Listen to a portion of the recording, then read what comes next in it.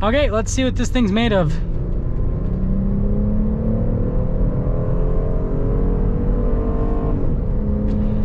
Okay, I mean, it's not quick. You guys heard the power figures.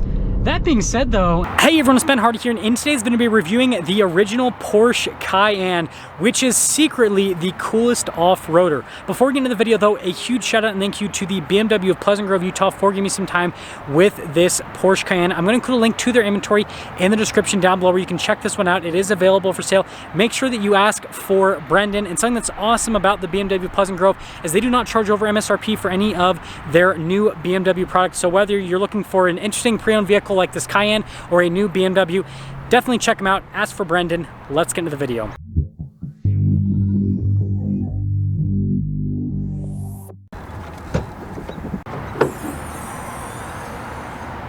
So under the hood, we have a 3.2 liter V6 that goes through a 6-speed automatic transmission. You could also get a manual with this generation of Cayenne. Now for this powertrain, it's good for 247 horsepower at 6,000 RPMs and then 229 pound-feet of torque at 2,500 RPMs. Now let's go to the front end of the Cayenne. It still looks good to this day, frankly. So first off, it has Porsche's signature haunches there that go to the headlights. And because this was built around the same time as the 996 generation 911, it has the egg droppy looking headlights. Now this one has halogen lights, which on the surface might not sound that good because you guys are gonna be like, oh, they aren't that bright. Well, it's a good thing it has halogen and not the bi-xenon lights, because the bi-xenon lights are extremely expensive to replace. And frankly, with the halogen, you can just do an LED adapter with the whole system, and so you can have brighter lights and way better reliability compared to the bi-xenon. Anyways, as for the rest of the front end, you guys can see that the openings aren't like massive here on the front, and then you can see a little fog light off the side. Notice that the front end was sculpted for approach angle, which is hilarious. 8.5 inches of ground clearance, by the way, which is serious numbers. So for the tire and wheel setup, we have 255mm tires wrapped around 18-inch wheels in the front and over in the rear. And you guys can see pretty basic Porsche wheels. But notice the caliper on the rotor are so big that I'm pretty sure 18 is the smallest diameter wheel that you could fit, 18 inches to be exact. Notice here with the molding for the fender, I really like how that looks. Now, taking a look at the full side profile of this, again, it's still like, it looks good. It looks like a cool, like, SUV. It doesn't necessarily look the most modern, but I think it looks pretty good. Now here's our key fob. You got the Porsche crest right there, and then you have a little flip out key, which is pretty interesting to say the least. And yeah, functionality on it's pretty normal. Notice you have that to unlock the rear, but basically you just lift it up because, well, hydraulic functionality on that. Anyways, we have a cargo cover here in the back, and yes, this has a tan, very tan interior. That's got the power outlet, and then you guys can see here with the floor mats down below. Other than that, I mean, it's a storage area, it's practical, so when you're done, just pull that down, put that into place. Notice we got the receiver hitch there at the bottom, and then you guys can see here with the exhaust tips, well, exhaust tip rather, on this side and then the other side. They're monstrous, and the taillights definitely date this, but there's the rear. Now here's the door panel in the back. You guys can first see we've got the sunshade right here, and yeah, really nice looking door panel. Again, all of it is tan. It is just tan on top of tan. And then here are the seats. So you guys can see we've got these full leather seats, definitely very comfortable. And then here are the vents down below. And yeah, this is actually really nice from an interior perspective, considering the mileage, which we'll talk about in a minute. Yeah, it's definitely solid. I think we have a cup holder armrest. Just have to, yeah. Never mind, not cup holders, just little storage space. Let's head to the front. Now here's the front door panel. You guys can see again from a material use perspective. Got all the window controls, and then for the gas cap release, and then the hatch. And yeah, not much else to go over. Then here's the front seat. Obviously this one's gonna have the most wear and tear, being the driver seat. Got all of your adjustments there, memory seats. Then you can see the pedal layout down below. Light control right there, and well, let's pop in. Slick.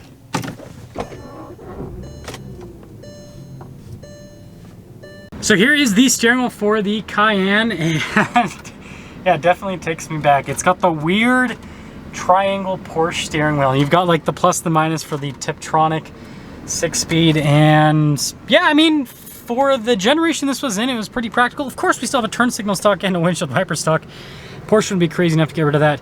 Now the gauge cluster is kind of interesting in terms of the overall look of it, and then you guys can see there with that center screen, it's actually a little digital center screen. So the thing that's cool is when I put it into, so I have to put it into neutral. When you put it into the 4-wheel low setup, as you guys can see there, and it shows up there in the center. I'll show you guys how to get into that in just a moment, but yeah, there's that. We have vents here at the top, and then you guys can see the rest of the dash. Does this have Porsche's weird?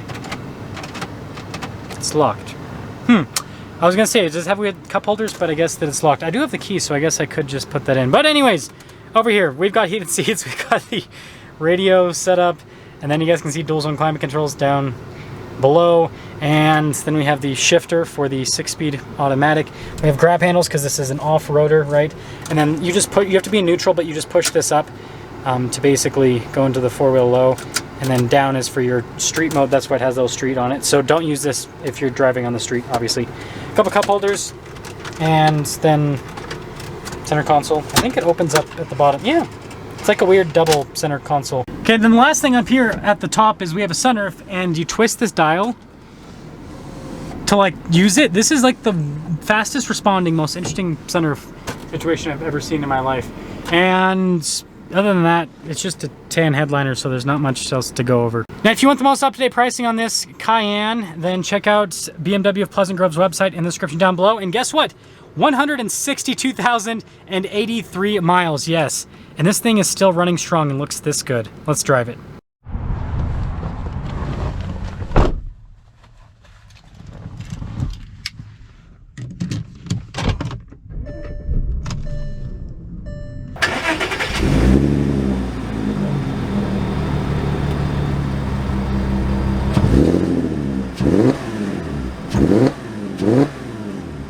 Let's talk about visibility before you set off. Here's your visibility over the hood, both of the mirrors, throughout the rest of the rear, and let's set off. So setting off in the original Porsche Cayenne, and this is actually, I think, the first time I've ever driven the original Porsche Cayenne. Maybe I might have driven a turbo in the past. I don't think so though. I drive so many cars that it's honestly hard to keep track. I literally will have to like look through my YouTube videos to see what cars I've reviewed because I review so many. It's a problem. But I know it seems weird that I'm reviewing this. First off, Brendan brought it up. Secondly, I'm a huge off-road enthusiast, and I've seen some pretty cool off-road builds with Cayennes. And so I'm like, you know what? I'm gonna drive this, see how it drives, and you know, maybe I'll end up buying this. I don't know, and doing an off-road build. I don't know. We'll see. I don't know how much it would be to build up one of these though. It just depends. Anyways, let's talk about how this drives. Shockingly well. Now definitely, I mean, again, it's got 162,000 miles on it. So, you know, it does have some, it's actually not bad. I was gonna say, it does have some rattles. That's actually my tripod. Let me hold my tripod. Very, very slight. Most of the rattling's coming from my tripod, not the vehicle itself. The suspension's super good. Like, this is so smooth. Like, super luxurious driving, actually. Wow.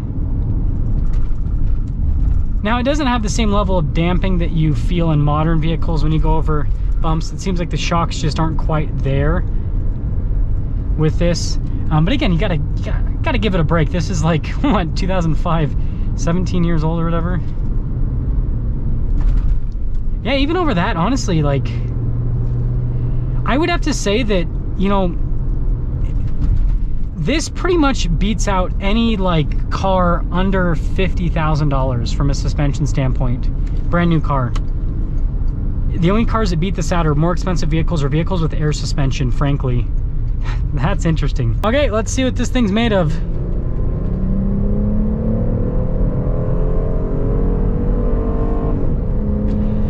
Okay, I mean, it's not quick. You guys heard the power figures. That being said though, and let's see how the bump feels at higher speed. Pretty solid. That being said though, definitely feels better than the Subaru there in front of me. Just saying, Subarus are not quick. And they have CVTs. This thing has a good old-fashioned automatic, torque converter automatic. Yeah, this is interesting. I really like this, honestly. The steering also, because it's hydraulically assisted, I'm pretty sure, yeah, it's definitely hydraulically assisted. It has weight to it, and you actually, like, this is actually more of an enthusiast vehicle than a lot of modern, like, sporty SUVs, because I can actually feel what's happening, and I feel like I'm doing something substantial when I'm steering. Now that being said, if you did have this in an off-road situation, I don't know how fun this heavy steering would be when you're trying to crawl up some rocks. But yeah, I don't know how to end this review. I understand why these are starting to become so popular, because I mean, as you can see, this thing, like, just so you guys know, like, the BMW dealership didn't have to do anything to this. Like, literally got traded in and didn't have to be reconditioned, because, like, yeah, I mean, it's super reliable. Obviously, you know, part of that's the previous owner taking really good care of it, but still super reliable. So I really like the original Cayenne, and I guess that, like, this is like a cool bougie budget off-roader to like build up, basically. Because I mean, all you'd have to do, realistically, let's talk about this, all you'd have to do is just lift this and do different shocks. Like Bilstein, for example, makes tons of universal off-road shocks. So you literally, and they're pretty affordable, so you literally could just do a lift that's pretty inexpensive. You could do Bilstein shocks, universal shocks, and then you keep the 18-inch wheels because those are good for off-road use, and then you just throw like 33s on this. Or if you want to do a crazy lift, you could lift it even higher and do 35s. But I bet this with 33s would just destroy off-road. Now the only downside is I don't think this has skid plate protection, so you might want to add that in as well if you're actually going to take one of these off-road. But other than that, I mean, yeah, this thing drives amazingly well for how old it is. I am shocked. And well, I'm gonna go home and I'm gonna question my existence for the next 12 hours and decide that if I want to buy a Cayenne with a dinky little V6 and no power, but the ability to conquer off-road circumstances. I don't know, it's kind of interesting. But yeah, if you guys want to jump on this before I do, then reach out to Brendan at BMW of Pleasant Grove. That's going to sum things up for a video on this Porsche Cayenne. Again, a huge shout out and thank you to the BMW of Pleasant Grove for giving me some time with this Cayenne. Make sure to ask for Brendan. I'll see ya.